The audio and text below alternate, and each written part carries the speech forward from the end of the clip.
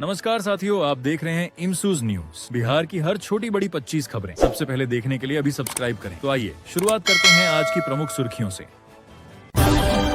आज बिहार की राजनीति में बड़ा बदलाव देखने को मिला जब तेज प्रताप यादव ने जनजागरण दल जेजेडी की बिहार इकाई को भंग करने का ऐलान किया। पार्टी के कार्यकारिणी बैठक से पहले यह कदम उठाया गया, जिससे राजनीतिक गलियारों में चर्चा तेज हो गई है। रिपोर्टों के अनुसार तेज प्रताप ने यह कदम आंतरिक विवाद और संगठनात्मक चुनौतियों के कारण उठाया है और इसके अगले चरण में 1 फरवरी को कोई बड़ा फैसला लिए जाने की संभावना जताई जा रही है। विश्लेषकों का मानना है कि यह राजनीतिक समीकरणों में फेरबदल की दिशा में कदम हो सकता है, खासकर जब बिहार में 2025 के विधानसभा चुनाव के बाद सत्ता संघर्ष सुस्त नहीं हुआ है और हर दल आगे की रणनीति पर काम कर रहा है।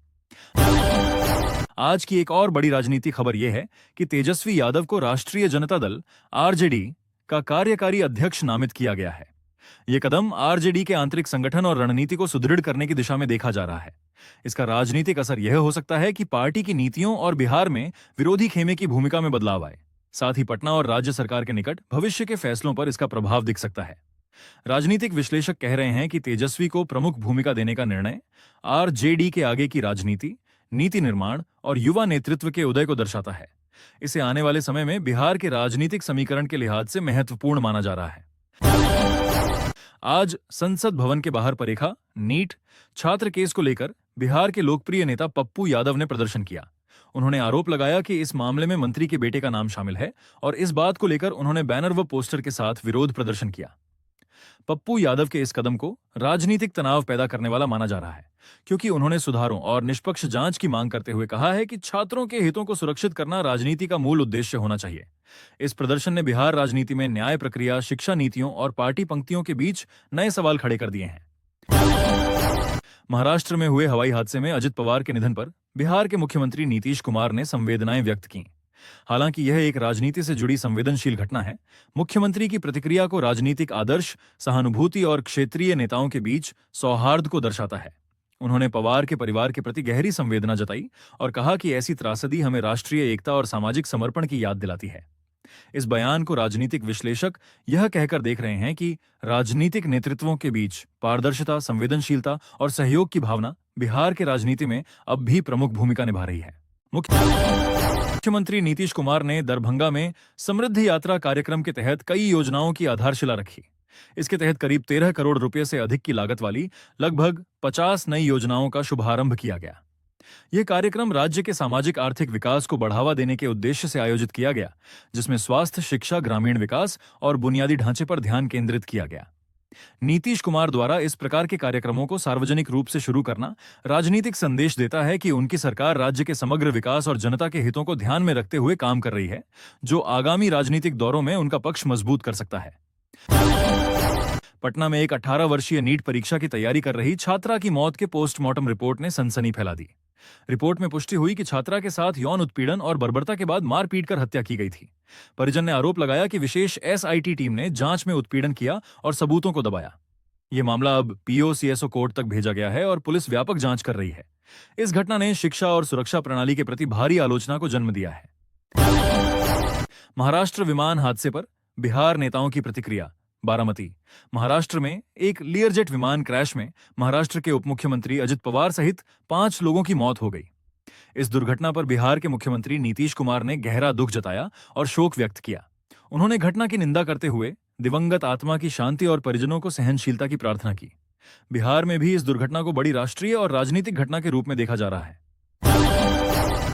पटना समेत बिहार के कई इलाकों में कोर्टों को बम से उड़ाने की धमकी भरी ईमेल मिलने से सुरक्षा व्यवस्था अलर्ट पर आ गई। भागलपुर और सीवान के कोर्ट परिसर को खाली करवाया गया और पुलिस जांच में जुटी है।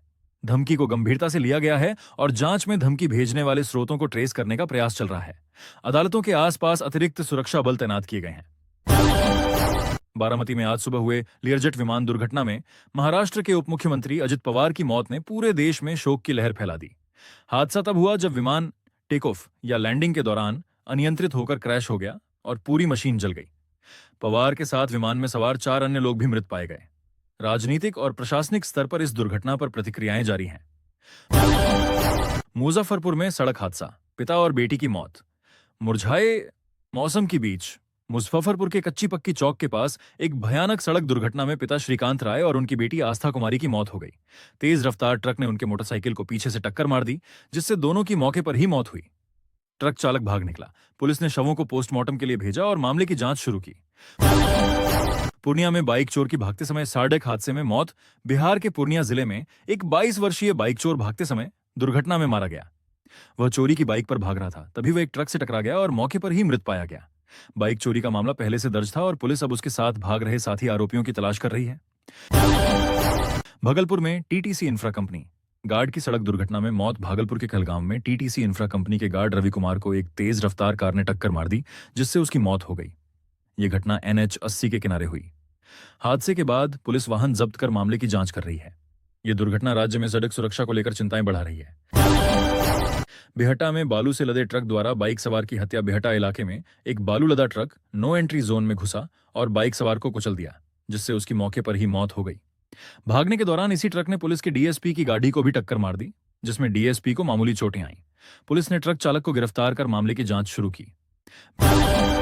बिहार में महिलाओं और बच्चों की सुरक्षा पर चिंता। एक साझा सोशल मीडिया रिपोर्ट के मुताबिक बिहार में महिलाओं व बच्चियों के साथ अपराध और बलात्कार की घटनाओं में वृद्धि देखी गई है। पीड़ितों और उनके परिवारों का कहना है कि पुलिस और न्याय व्यवस्था पर्याप्त सुरक्षा नहीं दे रही, जिससे वे सामाजिक भय का सामना कर रहे हैं। यह घटना बिहार के कानून व्यवस्था व सामाजिक सुरक्षा पर गंभीर चिंता पैदा कर रही है। बिहार/भारत लाइव अपडेट में विमान हादसा प्रमुख शीर्षक। आज की लाइव हिंदी समाचार रिपोर्ट के अनुसार बारामती विमान हादसा बिहार समेत पूरे भारत की प्रमुख खबर है। इसके अलावा संसद के बजट सत्र की शुरुआत और मौसम में बदलाव जैसे अन्य शीर्षक भी रिपोर्ट किए गए हैं। यह दुर्घटना आज के समाचार सुर्खियों में सबसे बड़ा हादसा बना हुआ है।